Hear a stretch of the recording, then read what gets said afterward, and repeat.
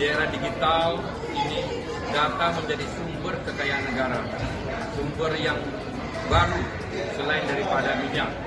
Data yang benar dan akurat adalah sumber utama kesuksesan pembangunan. Di tahun 2020 ini, Indonesia mempunyai gawe yang besar, gawe 10 tahunan.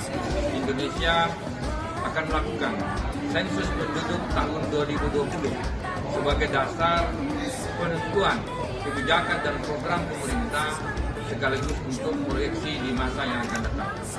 Saya, Dr. Iqbal Suhaib, pejabat Wali Kota Makassar, mengajak semua pihak, terutama seluruh warga Kota Makassar, para camat, para lurah, RT, RW, dan seluruh komponen SKPD, OPD. Mari kita semua